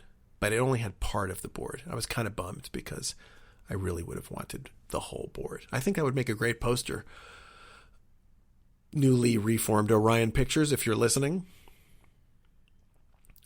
Kind of a great Al shirt. Not the design's maybe not that great, but it looks really comfy. That is a comfy looking shirt. And once again, more fast-paced spoofery. And again, this was video. Did they shoot it on film, make it look like video, put it back on film, transfer to video at the time for what was called telecine or film to tape? Post-production nerd stuff again. It boggles the mind, the production path of UHF. Ah, yes, Gorbachev gag. Oh, that's tremendously gross and wonderful. But the Gotta Have a Gorbachev gag, Naked Gun had their Gorbachev gag where the birthmark is rubbed off by Frank Drebin. But here, Gorbachev is referenced in Celebrity Mud Wrestling. And I guess in the script, it was Henry Kissinger. And, Henry Kissinger would have been funny too. I remember not being sure if that was Burt Ward playing the other son. It's not. Or other henchman, whatever he is. Now, see, the guy doesn't have his mustache anymore. That's it. Guy who ripped his mustache off no longer has the mustache. Kevin McCarthy is so incredibly great and over the top here. He is chewing scenery. That's the thing, too. Again, Al was criticized for having, having a corny plot. And even he said he wishes he was tougher on the plot. But I kind of love all the hamminess and all the sort of slobs versus snobs 80s staples and a villain that's just so evil. It's great. It's just great.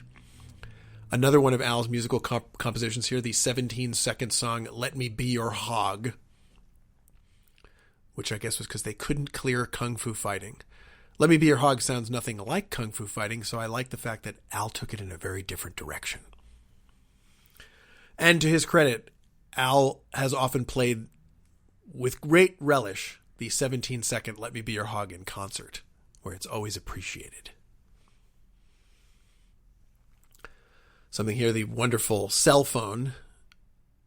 That cell phone, the 80s cell phone was probably giving you radiation falling in the water. There was probably something very unhealthy about all of this.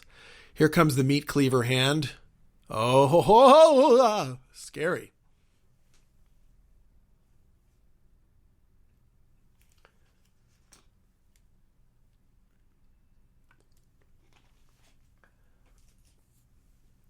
Oh, he's going to chop meat.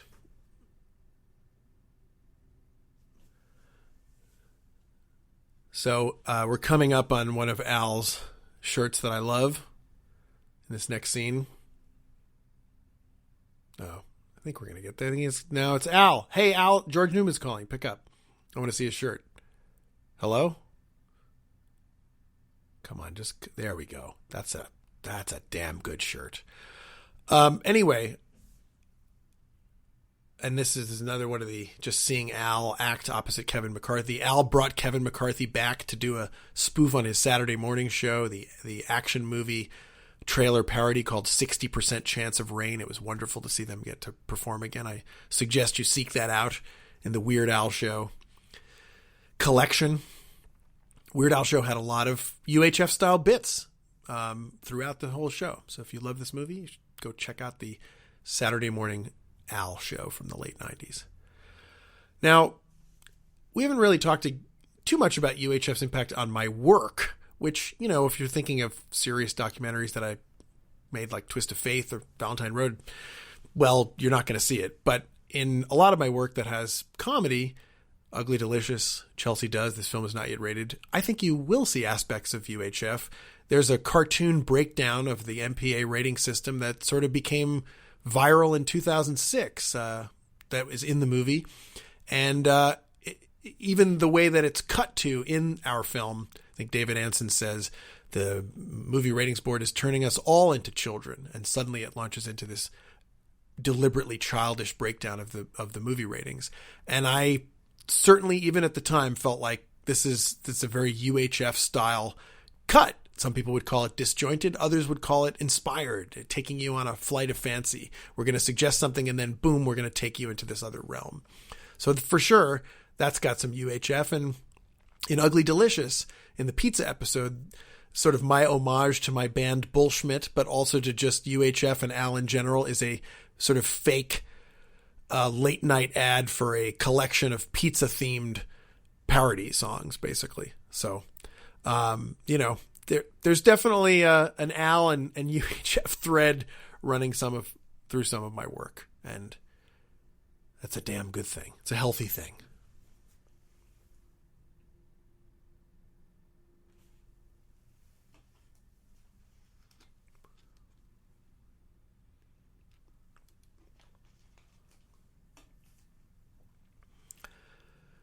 It's a plot device here. They used to spy on Fletcher. I remember a friend of mine at the time in college, a friend of hers had been in Revenge of the Nerds. He was like the little guy. And he was thrilled because when he saw this, I don't know if it was homage or just similar plot, but when he saw Philo putting the camera in the ceiling, he said, "They did Nerds!" So Nerd was very excited that the Nerd movie was being referenced or replicated or homaged or parodied, whatever you want to call it. Great score again here. There's this synthy thing happening from John Dupree. The John Dupree score, and I'm musical, so this stuff is going to happen, but it really does stick with me like earworms. I think when we get into some of these like Rambo sequences, I really could just sit here and hum the score, and I won't do that, but I'm just telling you, it's damn good. It should be released on its own for all to enjoy. And I'm hoping that maybe I can help play a part to do that.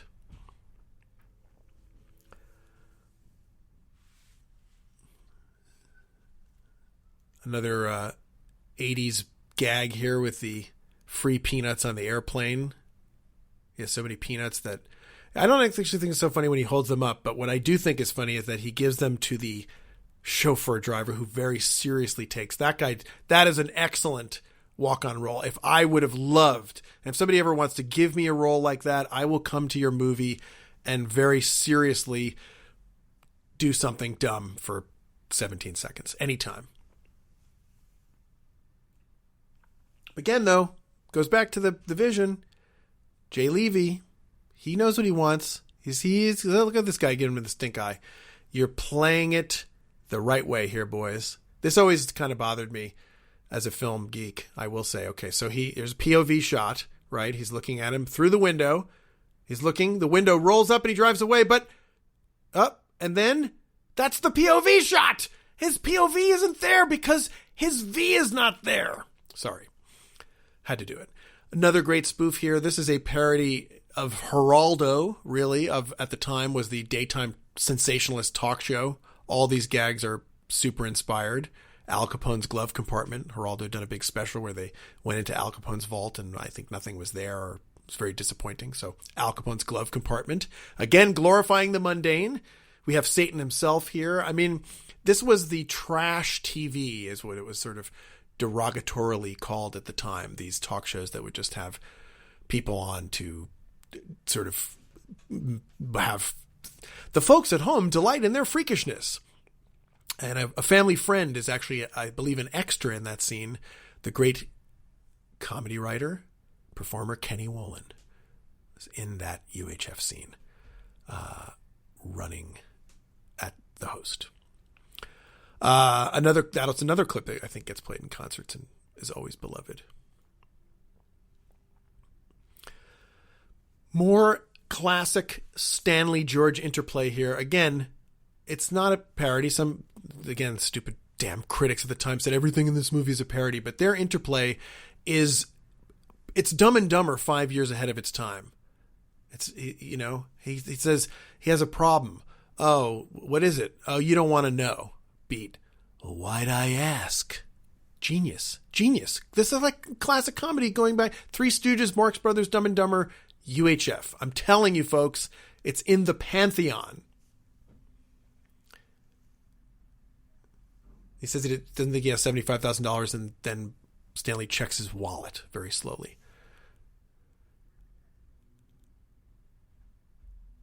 I think there was a bell sound effect there when his eyelids went up. Telethon, another staple of the 80s at the time. Telethons to raise money for whatever. And I'm not making this up. There have been articles written online, very smart articles, about the socialist underpinnings of UHF.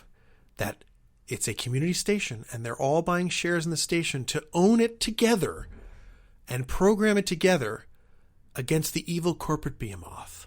Interesting, isn't it? Yes, this movie has subtext. So I'm telling you, people, that's what TVs used to look like, by the way. Primitive.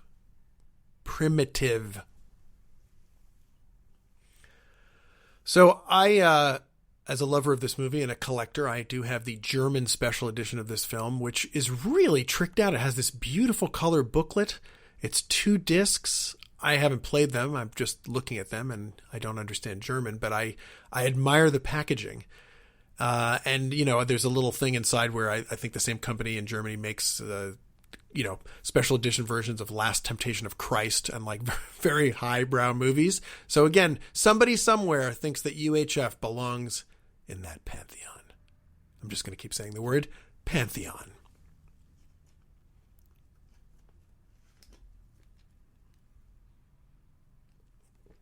Another great Al shirt. What's funny is that, this was Al's style at the time. Again, his comic persona. But it was really not, it wasn't like hipstery cool. It was just like that weird guy clothes. It's only later that legions of Brooklynites and Silver Lakens and other hipsters kind of ended up looking like Weird Al. Hair, shirts, and all. Al was also ahead of his time with fashion. Great bunch of silliness here. Rocky style, getting him all pumped up. And it's fitting that it's Rocky-esque because we're about to go into a Rambo parody. Get ready, folks. Someone else who loves this movie as much as I do is Kevin Pereira, who used to host Attack of the Show. Talented producer, performer, host guy, podcaster. And we have spent many a time talking about our love for this film. I think Kevin even went so far as to reenact parts of it with Al on Attack of the Show. I have to give him credit for taking it very far. He even drove a Stanley-style car into the studio. Amazing. I did not have a show, or I probably would have done it too. So here's an interesting showbiz story. So I had the fortune at one point, through a project that I later took my name off of, but I was involved with a project that interviewed Mike Medavoy. And so I was there, and I knew that Mike Medavoy was the, chairman, I don't know the exact title, but he ran Orion Pictures at the time this movie was greenlit and released. And in his book, I think it's called 100 Movies, something about it, I can't remember the title, something about 100 movies I'm proud of and 100 movies for which I should be shot. I'm paraphrasing. He gives a tiny bit of lip service to sort of suggest that UHF is perhaps one of the 100 movies for which he should have been shot. I took umbrage at this, so when I had my moment with Mike Medavoy after the interview wrapped, because I didn't want to screw up the interview, we were in his office, and I said, Mike, I read your book, and I just want you to know there's a lot of us out there that really love UHF. And mind you, this was before UHF was, I think it had come out on DVD, but it was sort of before it was accepted widely as a cult classic for the ages. And Mike Medavoy, movie mogul, he sort of muttered under his breath, sort of shook his head and said, I don't know if maybe if there's another comedian or a different plot. I don't know. And then he just turned slowly and looked at me and he said, "It was pretty funny, wasn't it?" And I said, "Yes, it was."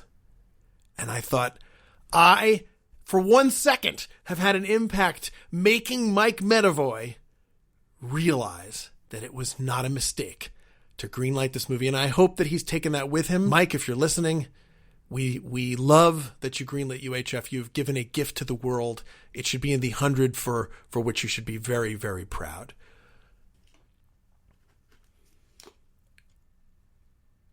Here, another one of the classic bits, many classic bits, Gandhi 2. Pretty gutsy comedy here, certainly at the time in 1989, to spoof Gandhi as the Chuck Norris, Steven Seagal style action hero. That's Jay Levy, the director, as Gandhi. Great gags here. Just brutal. Oh, throws him into the dumpster. Then punches him so hard. Oh, fist comes through the chest. All amazingly inspired. It would make me giddy with laughter and still does. I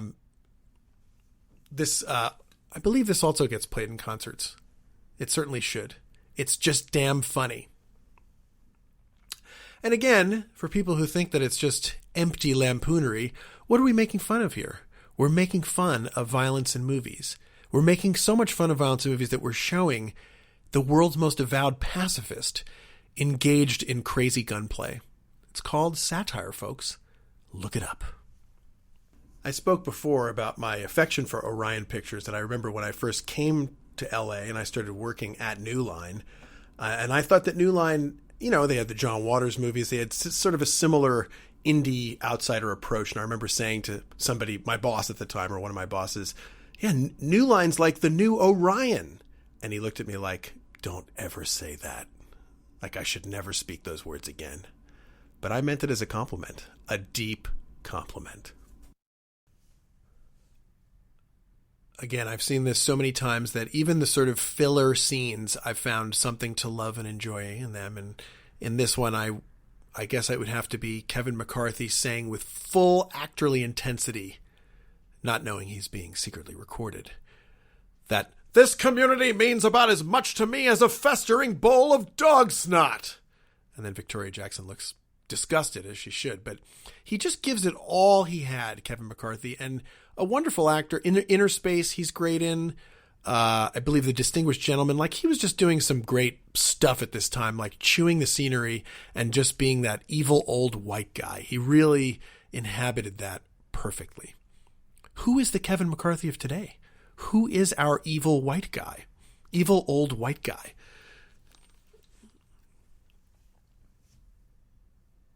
Ooh, Philo's going to catch her. Oh, man. There it is. There's the dog snot line, I think. I feel like that plant is not real. I feel like that's a fake plant. This is great. The henchmen are playing jacks. Goofy gags. Oh, this is where Richie Aprile really goes. This is where you start to see the Sopranos type intensity. He's shining in these next couple scenes. Good stuff here from David Proval. David Proval, who I think began his career in Mean Streets, Scorsese film. So just this whole cast, there was a lot of care, I think, put into this cast. It's not just made up of faces of the day. It's really like great character actors with great faces and delivery. Totally committed. David Proval is committed to being the thug that cannot stand the shenanigans going on here. Oh, and here, this is beautiful. Beautiful lighting. Look at what they do here. Oh, rack focus. Filmic. This is filmic, guys. He sees the mop that was taken from him. The plot, the comedy, the filmmaking, it's all babing intertwined, my friends. This is motivated. This is not random silliness. This is and it gives him superpowers. I love this. I love this whole, in the theater, we were cheering. It's fantastic. I was worried when I saw UHF, even on that sort of fateful opening sneak preview. It was only probably, I'd say maybe 2/3 full. My friend Joe Stern might say he was only half full. And the next weekend it was probably only half full too. But I was just so happy to have a Weird Al movie to see on the big screen. I remember going back to my sophomore year of college and everyone knew how much I loved Weird Al. And they said, so was UHF your whole summer? And I would go to the next person and say, yeah, I had a good summer. Was UHF? Yes, I did. I was very happy about UHF. But I did do other things. In fact, back to my own stuff, I didn't really know that UHF would kind of be sketch movie in a conventional movie. I knew that Weird Al was doing comedy. I knew it was TV station, but I didn't really think about bits and segments. And so before the movie came out, my friends and I were making our own really sketch movie without a plot around it, but just a sketch movie, more like a Kentucky Fried Movie, called Burning Pig. We had a fake family show called The Dipshits. We had a Kermit the Frog action thing where he was paired with a tough cop called Speckman and Frog. So even then I was channeling UHF without even knowing it. Great gag here. He's putting a tiny book on top of a chair, and then there's a giant bay window that gets smashed. Love it. I love it. And of course, this is all just setting the stage for another tremendous sequence, the Rambo parody, which I just love. There's so many great gags. The fact that Al is in the big muscly makeup that I think took 4 hours a day to put on, the commitment to it. And again, the spoofery of violence that we see in this Rambo sequence is really smart and shrewd. Totally missed. Not by the movie's fans, but by the cognoscenti, by the sophisticates. I love Al running here. Again, it's just funny. Funny running. Why can't we not have funny running? We can. Great dissolve. The filmmaking is happening, man. Look at that. Da-da-da, da-da-da-da-da, da-da-da-da. Anyway, I told you I wouldn't do the score, but it is very tempting. Look at that glistening fool. He's ready to go in and kick some ass. And this is very much like dropping a Weird Al video into the movie, which, at the time befuddled people, but it truly is where movie comedy was going. This sort of, and TV comedy, just sort of the inspired flights of fancy. And very, very funny. It's obviously it's funny. Why would I be talking about this movie for 97 minutes if I didn't think it was funny? I think it's funny. But this is tremendous. Look where they're standing. Oh my God, hilarious. And blows them to pieces with an arrow. Love it. And an urn. Come on. This is genius.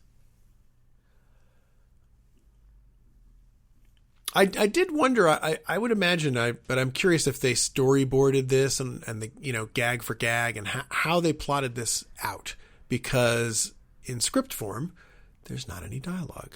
So I know that in the script, they certainly had their shots, but just in terms of how they visualize it, like this is another great shot going from this and then, oh, he's a prisoner. Look at the lock.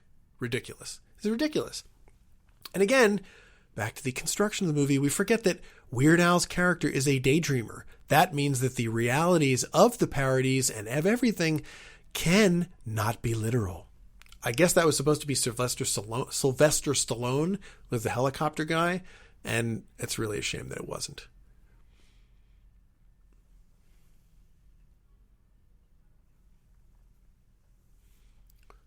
Now, I guess that was a gag that was made better by low-budget Orion, which was already having financial troubles, couldn't afford to put the gunfire on the shot of everybody falling down. But quite frankly, everybody falling down and going, oh, at the same time is much funnier and totally ridiculous. And this is brilliant, just blowing up everything in sight, totally senseless. And, okay, again, let's go back to comedy history. So 5 years later, Charlie Sheen does Hot Shots Part 2, and there's a whole Rambo sequence that opens the film. It was the marketing thing. And I just kept thinking, yeah, I love gag comedies, but Al did this in 1989 and his was better and it didn't get that much attention. So phooey. This is wonderful. Biting bullets, spitting gunfire. I mean, it's a living cartoon, folks. Not meant to be taken literally or for real or any of that stuff.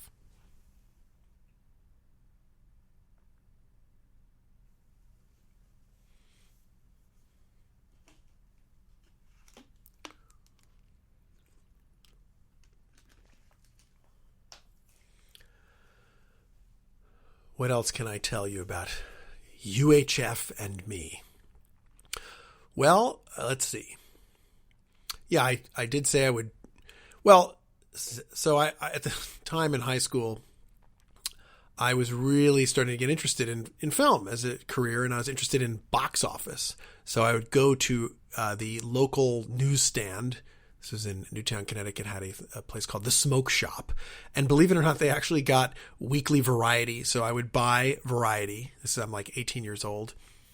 And I would really study the grosses. So I think I started doing this in 1988 before UHF came out. But I was really invested in Big Top Pee-wee. I love Pee-wee Herman. And I wanted that movie to succeed and didn't do very well. Probably only did marginally better than this movie. But I would really study like per screen average and number of screens. And so when UHF came, I was doing everything I could to track the grosses. Oh, great moment here where Weird Al channels Stallone. I'm your worst nightmare. Brilliant. So I was really tracking the grosses of this movie. And I've heard Al say that he thought it played on 2,000 screens. It actually didn't. It played on, I think, 1,295 screens at its peak. And I'm not looking at a piece of paper. I remember this. That's the scary part, folks. So, in other words, actually, because it didn't do that well at the time, if it was on 2,000 screens, that would have meant that it did worse per screen. It actually did maybe better than Al thinks. I love this whole thing, pulling the staples off the henchman's face. And then he says that he's going to take them all for a ride. He's threatening them. And Al, again, cite movie reference, quotes The Shining, Red Rum. Here we go. Right? See? These are gags that only Al could do, that would only come from his spoofonic persona. And so the movie is filled with those things, whether they're technically in a parody or not. This gag doesn't age quite as well. You can't win them all, folks. If you look at 80s comedies from this time, most of them are filled with meanness and racism and misogyny that people took for laughs at the time. So if there's one kind of questionable joke that was still made pretty innocently, I think it's okay. I think they had their hearts in the right place here. They certainly were not mocking odd people. The movie is championing the united spirit of a collection of diverse oddballs. So keep that in mind. I think everyone in Tulsa where this was filmed must have come out for this last sequence. And they're all driving giant off-road vehicles. But it's Tulsa.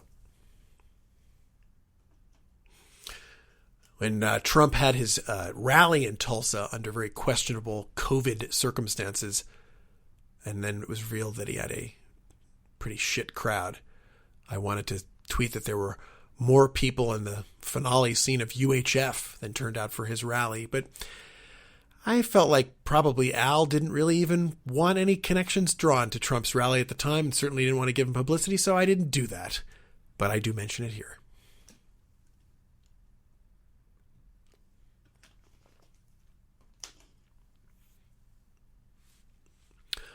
This is totally for the super hardcore Al fans. There's somewhat of a similar joke here to Dare to Be Stupid. The lyrics he's saying, I can't hear you. Okay, I can hear you now. Sort of making fun of the trope of call and response with backup vocals in that song Dare to Be Stupid, a brilliant Devo pastiche. And so here Stanley Spadowski is saying, I can't hear you. Come on, I can't hear you. And then it's because he's wearing earplugs. So not the same, but similar mine of humor. So in this section in the script, when Kevin McCarthy is trying to shit all over the George Newman character and say he's a menace, I believe there was a line that said he sold heroin to school kids, which of course obviously is patently ridiculous, but maybe that went into the PG-13 territory, so that didn't stay in. Signal override. I remember wondering if this was a thing at the time. I didn't really know that much about television engineering, and I remember thinking, can you do that? Is there a button that's the signal override? I kind of think there isn't. When I got my radio show in college with my friend Matt Patterson, we had the great 4 to 6 a.m. shift Friday to Saturday, and then we graduated to a 2 to 4 a.m. shift the next year. The show was first called Upset Stomach and then Parade of Deviants. We used to play, yes, of course we played Weird Al, but we would play some of the bits from UHF, which were on the soundtrack album Gandhi 2 and the brilliant Spatula City in between songs. Again, I was trying to keep alive the spirit of the movie even then.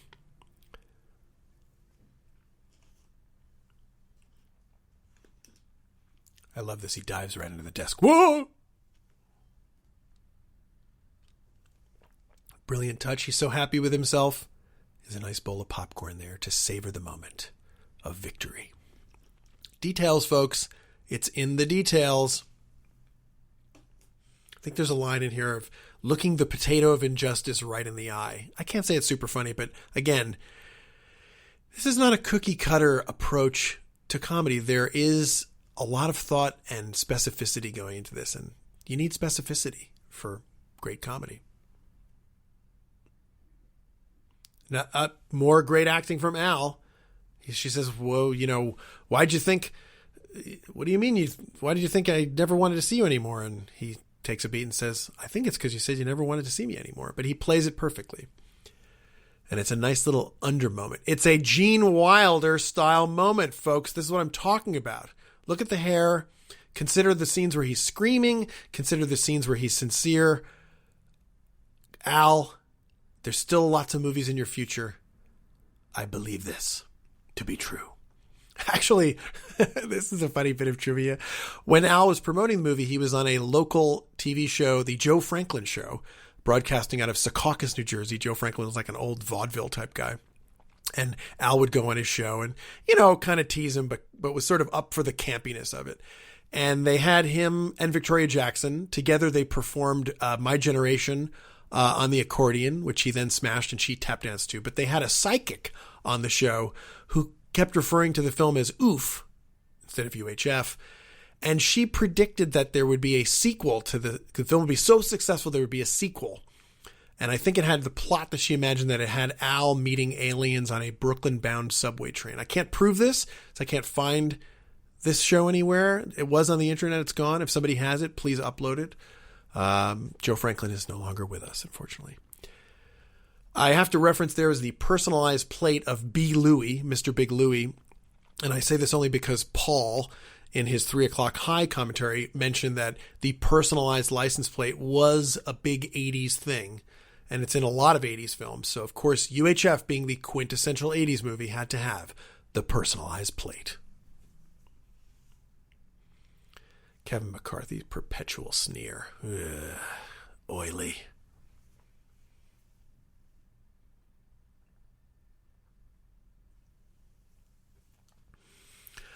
I hope that all the love that this movie has felt over the years has really gotten through to Al. That it is interesting, too, because there are so many things in the culture that hit at the moment. And I've often thought this, like, you kind of don't want to be ahead of your time. Or at least if you want to be really rich, you want to be right in tune with your time. Being ahead of your time, the rewards come later and slower and can often be frustrating. And you may not even quite feel the financial remuneration of them. But as you get on in your years and as culture changes, you know what? It's pretty cool to be lasting.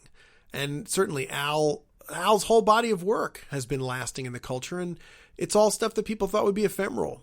Novelty songs, so-called novelty songs, and this kind of comedy and his MTV specials, his Saturday morning show. But there was so much care put into it, and again, such vision that it has stood. Stuff that was supposed to be ephemeral became eternal because there was thought behind it. And a lot of the successful stuff at the time, successful mainstream comedies from this era, nobody gives a crap about. Nobody would watch if you paid them. This movie is enjoyed to this day. My son, 17 going on 18, he loved this movie. I showed it to him. He totally related to the spirit of this movie, the outsider spirit of it, the whole nature. It relates to internet culture in such a big way. And it's just damn funny. So this is one part where I think it's a 97-minute comedy, probably could have come down to about 93. Every character here gets their sort of story wrapped up and comeuppance, and, that's good for plot, but probably in the nature of, like, keeping it funny, keeping it moving. This one's good. She calls him a worthless, slobbering pig. It's nice to see Fran get her moment here, but a couple of the other ones maybe could be trimmed, speeded up, perhaps. I say this with love.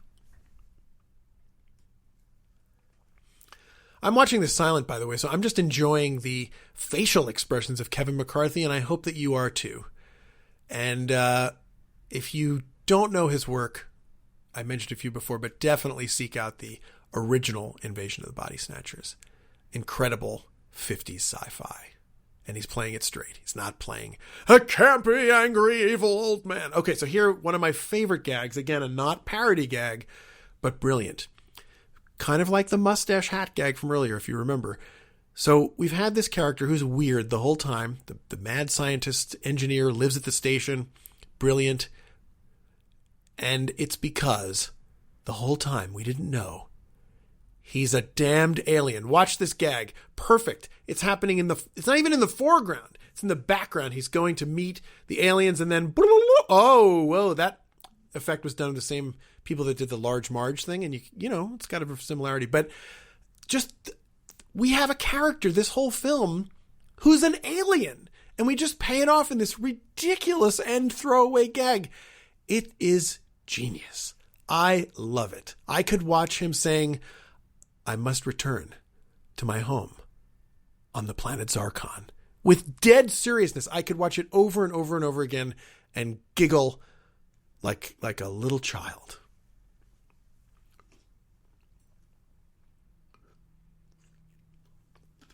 I hope my enthusiasm, as nerdy as it is, has rubbed off on you, not just for this movie, but in general. I think one of the things, to get a little serious here, one of the things that's kept me going, in a sense, is that I really enjoy creating. I really enjoy collaboration. I do enjoy humor. I also enjoy some darker material, as you see in my work. But there's a spirit of creativity and of enjoying others' great creativity, whether, as I said, it's John Waters, David Lynch, Martin Scorsese, you name it. There's just so many talented people doing great work.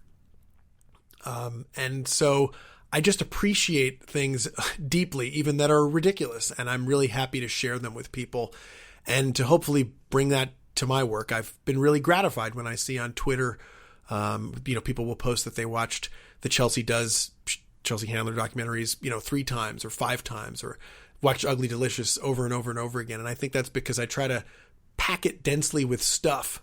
And UHF is the same way. It's packed with stuff, and it just is rewarding over time. So I hope that whether on a subconscious level or an annoyingly conscious level, that element, that sort of intangible stuff, pervades and maybe connects me and UHF.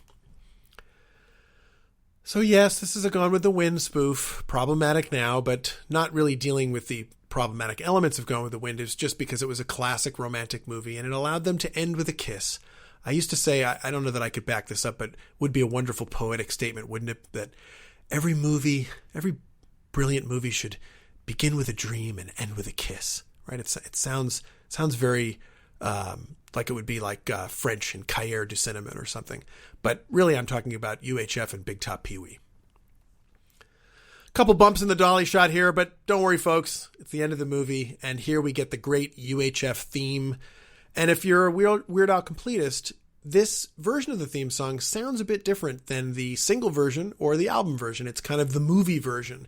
Some of the instrumentation, the way the keyboard hits the counter melody in the second verse, and the length of the song goes on a bit longer, and it sounds different, and so it's worth just listening to the damn song. There's the Robert K. Weiss I mentioned earlier. Fletcher Crony. Is Crony I-E or Crony Y? I don't know. Who cares? Cliff Stevens. Yeah, see, I didn't like that delivery scene. I might not. Cliff Stevens might not have been in it if I was in the cutting room. What can I tell you? I really hope this has made you appreciate UHF even more and hopefully not hate me. It really went by quickly. Yeah, I did make some notes, and maybe you noticed that I was trying to pull up my notes at certain points, but mostly I freestyled. Mostly I kind of loaded myself up with info and just let it roll. Gray Fredrickson, who was involved with amazing Francis Ford Coppola movies, The Outsiders, and Gene Kirkwood is another one of the producers. They had made these really big, serious films. Godfather, I think Gene Kirkwood produced, and Ironweed, really serious movie. And they backed Weird Al. They believed in Weird Al, the movie star, and I still do. And there is Dave Footman, Foots, who built the Wheel of Fish. There, as I said earlier, was a grip. Today, now I could have never imagined in 1989, when this movie did not do that well, that there would be UHF merchandise, but thankfully there is. And if you're listening to this and don't have some, there's a range of t-shirts. There's the stills that I mentioned you could find at the Jerry Ollinger movie memorabilia store in 1989. But there's a Wheel of Fish pin, an enamel pin that spins, I think, the Wheel of Fish. I'm kind of hoping to get it for my birthday. Fingers crossed. If my loved ones are listening to this, I will be getting it, along with the Devo face shield with the energy dome attached. I'm hoping for that too. Yes, my family has put up with me loving this movie. I don't think my wife would really want to watch it all the way through, but that's fine.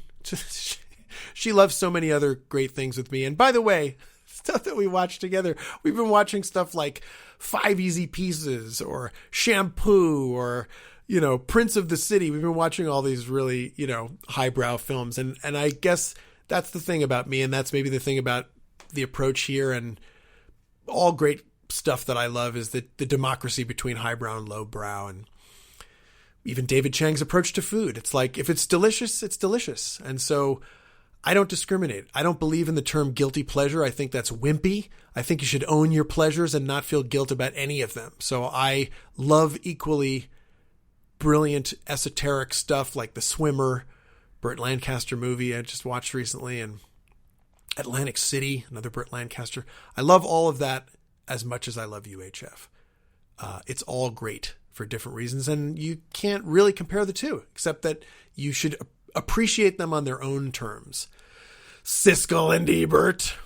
So here are the Al songs that are in the movie, so mixed in with the John Dupree score. And this, I know that it pained them to have that hyphen or slash title, Money for Nothing / Beverly Hillbillies, but it was I think determined by lawyers. Snippet of the Mr. Ed theme song, Bonanza. You got to clear that stuff, man. They had to clear Stanley singing that whole thing.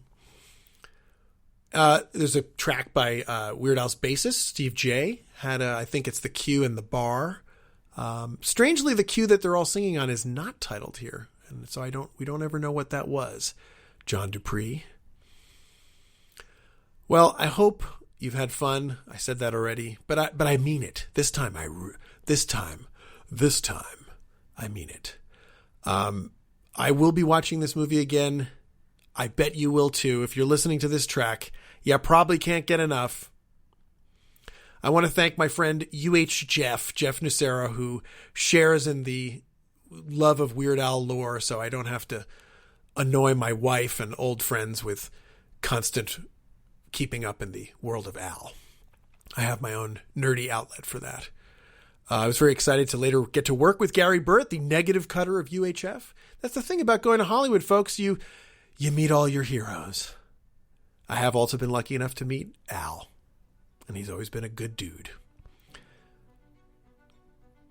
And that's it. An Orion Pictures release. Now Orion's back. Bill and Ted 3. It all comes full circle, folks. Goodbye.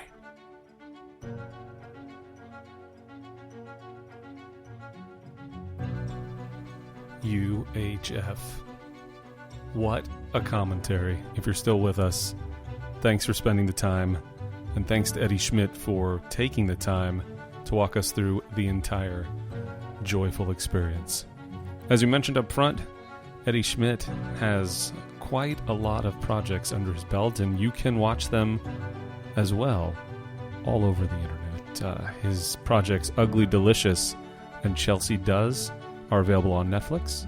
His films Valentine Road and Twist of Faith are available on HBO and HBO Max. His documentary Gilbert, about Gilbert Gottfried, is available on Hulu. And The Case of John Bonet, Beauty is Embarrassing, and In Search Of are all available on Amazon Prime. Once again, thanks for joining us here on this week's edition of The Sidetrack. We appreciate you taking these 2 hours and spending it with us versus the alternative, which would be far more unproductive and far more harmful to your inner psyche. We'll be back next time with a new commentator, a new feature-length audio commentary, and a film probably, most likely, worth watching. This is Paul Davidson saying thanks again, and we'll see you next time.